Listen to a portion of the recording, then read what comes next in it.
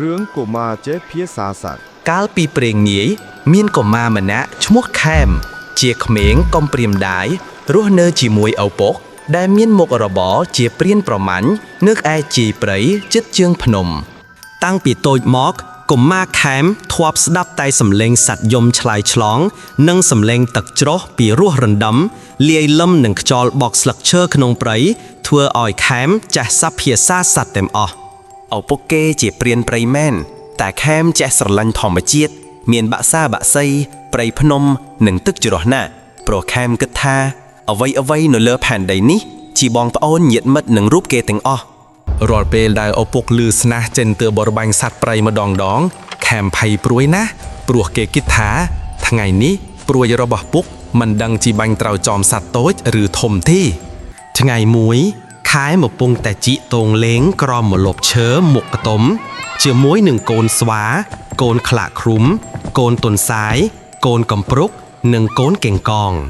ស្រាប់តែឃើញលលក់មួយគូហើរមកទុំម៉ែកឈើពីខាងលើនោះកុមារខែមក្រឡេកមើលទៅឃើញលលួចញីត្រូវរបួសផ្លូវខាងឆ្វេងកំពុងតែមានឈាមស្រក់តក់មកលើស្លឹកឈើនៅខាងក្រោមឃើញដូច្នោះកុមារខែមនិងពួកសត្វដែលមកលេងជាមួយបាននាំគ្នាចាំមើលដោយក្តីអាណិតអាសូរក្រៃលែងពេលនោះលលោកញីនិយាយតាំងទឹកភ្នែកថាអូយ៉ាវាខ្ញុំឈឺជុកចាប់ណាស់ហើទៅមុខទៀតមិនរួយទេច្បាស់ជាកូនតូចរបស់យើងនៅឯសម្បុកអត់ចំណីហើយថ្ងៃនេះម៉ែវាកុំនិយាយខ្លាំងពេកក្រែងព្រានព្រៃស្ដាប់ឮគាត់បាញ់យើងទៀតព្រានព្រៃនេះចិត្តអាក្រក់ណាស់អ៊ីចឹងហើយបានជាកូនគាត់កំព្រាម្ដាយនឹងស្ដាប់ឮដូច្នេះខាមក៏ស្រែកប្រាប់បងលលឹកអើយខ្ញុំសំតោជំនួសពុកផងពេលដឹងថាកុមារខែមជាកូនព្រានព្រៃលលកញីឈ្មោលភ័យណាស់ក៏ខំតតែស្លាប់ហើភ្លាមប៉ុន្តែលលកញីងងឹតមុខពេកក៏ហៅទៅប៉ះនឹងម៉ែឈើបណ្ដាលឲ្យធ្លាក់ក្រឡាប់ក្បាប់ខ្នាឃើញលលកញីធ្លាក់មកទៅលើស្លឹកស្បូរកុមារខែមបានស្ទុះទៅចាប់លើកថ្នមជាមួយនឹងពាក្យថាអ្នកកំភៃចាំខ្ញុំជួយលលកឈ្មោលឃើញត្រេកអរណាស់ក៏ហើរចុះមកចិត្តកុមារខែមយកជាប់ប្រទាលបន្តលើរបួសលលោកញី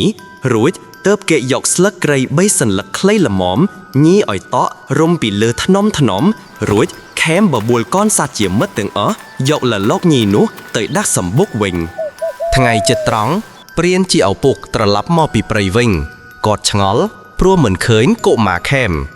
ពេលនោះគាត់ក៏ដាំបាយរួចស្លឹមជូរគ្រឿងស្លឹកថ្លឹងជាមួយនឹងសាច់ទុនសាយដែលគាត់បាំងបានព្រានព្រៃរៀបហូបបាយកុមារខែក៏មកដល់ខ្ទឹមវិញឃើញមកកូនមិនសប្បាយចិត្តស្មានថាកូនឃ្លានបាយ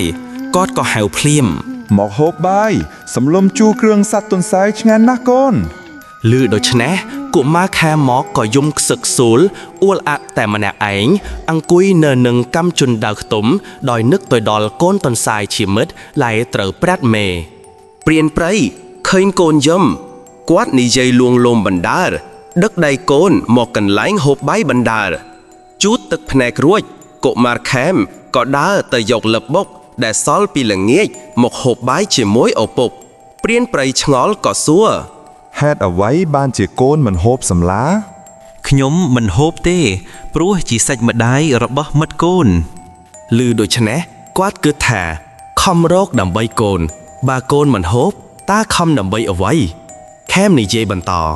ពុកកាលពីព្រឹកមិនលលោកញីដែលពុកបាញ់ត្រូវផ្លូវបាននិយាយគ្នាថាមកពីពុកបាញ់សម្លាប់សត្វរាល់ថ្ងៃនឹងទើបកូនកំព្រាម្ដាយព្រានព្រៃអង្អែលក្បាលកូនរួចនិយាយថាកូនស្រឡាញ់ពីថ្ងៃនេះទៅពុកឈប់ដើរបរបាញ់ទៀតហើយខែមនិយាយទាំងលើកដៃសំពះថាកូនសូមអរគុណពុកហើយដែលមិនសម្លាប់សត្វទាំងនោះទៀត